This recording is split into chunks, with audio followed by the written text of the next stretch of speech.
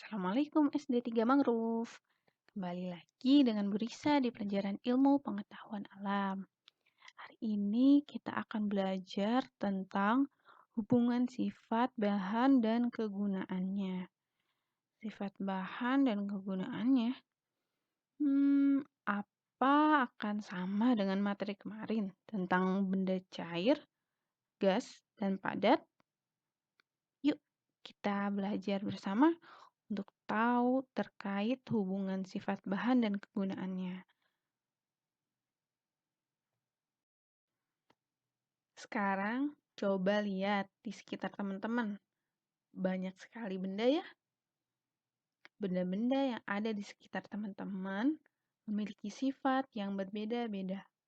Ada yang keras, lentur, ada yang bisa menghantarkan panas, ada juga yang kedap air.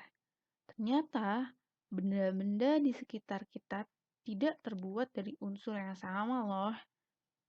Untuk membuat suatu benda, kita harus memilih bahan yang tepat sesuai dengan tujuan dimanfaatkannya benda tersebut. Nah, kita kenalan yuk sama bahan-bahan pembuatnya.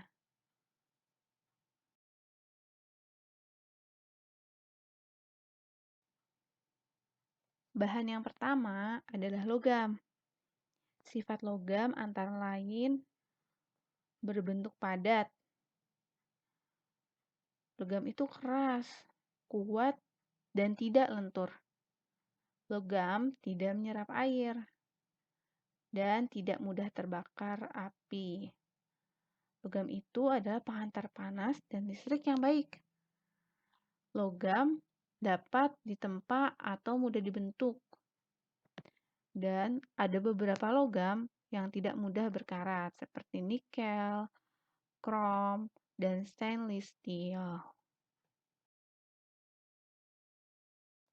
Berdasarkan sifat logam yang sudah disebutkan tadi, logam bisa dibuat menjadi bahan bangunan, rumah, atau jembatan karena sifatnya yang kuat, keras, dan tidak lentur.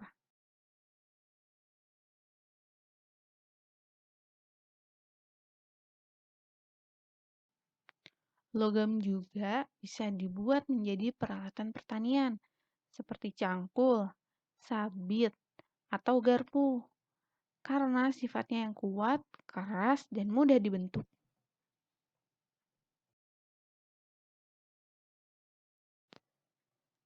Logam juga bisa digunakan sebagai bahan baku peralatan dapur seperti panci karena sifat logam yang mudah menghantarkan panas.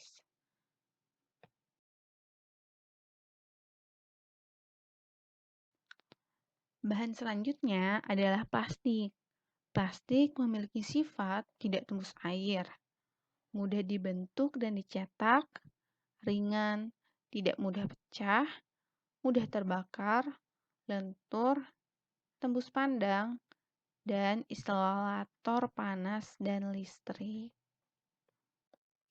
Berdasarkan sifat-sifat yang sudah disebutkan, plastik dapat digunakan sebagai bahan dasar wadah seperti ember, gelas, dan kantong plastik karena sifatnya yang tidak tembus air dan ringan.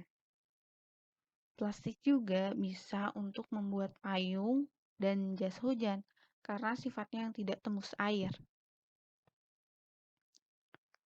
Plastik ada di dapur loh. Plastik di dapur digunakan sebagai pegangan peralatan dapur yang terbuat dari logam karena sifat dari plastik adalah isolator panas atau penghantar panas yang buruk. Ternyata banyak juga mainan-mainan di sekitar kita yang terbuat dari plastik. Plastik digunakan untuk membuat mainan karena plastik itu sifatnya mudah dibentuk dan mudah dicetak. Bahan yang ketiga adalah kaca. Kaca adalah material padat yang bening dan transparan atau tembus pandang. Biasanya rapuh. Rapuh di sini maksudnya bisa pecah kalau terkena benda keras ya. Berikut sifat-sifat kaca. Yang pertama berwujud padat. kuat, tembus pandang, tahan panas, mudah dibentuk dan dipanaskan, tidak menyerap air, serta isolator panas dan listrik. Berdasarkan sifat yang sudah disebutkan, kaca dapat digunakan untuk membuat kaca jendela. Bahan selanjutnya adalah kayu. Sifat kayu itu keras. Berdasarkan sifat dan kegunaannya, kayu bisa dibuat menjadi bahan perabotan rumah tangga, seperti meja dan kursi. Karena sifat kayu yang keras, kuat, dan mudah dibentuk. Kayu juga bisa dibuat menjadi bahan bakar. Yang terakhir adalah karet. Sifat-sifat karet ada.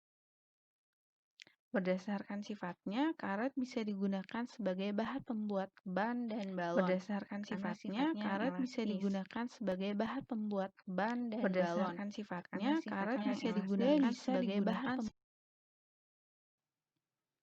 Masya Allah ya teman-teman, ternyata bahan-bahan di sekitar kita mempunyai sifat dan kegunaan yang berbeda-beda ya. Meskipun sifatnya berbeda, tapi saling melengkapi satu sama lain. Seperti panci di dapur yang terbuat dari stainless steel. Sifatnya itu menghantarkan panas yang baik. Kemudian pegangan panci yang terbuat dari plastik. Sifatnya tidak dapat menghantarkan panas. Coba teman-teman bayangin kalau misalkan pegangannya bukan dari plastik. Ketika panci itu panas dan kita angkat, pasti tangan kita akan melepuh karena terkena panasnya. Sekian dulu ya untuk materi IPA pekan ini. Ibu pamit dulu. Dah. Assalamualaikum warahmatullahi wabarakatuh.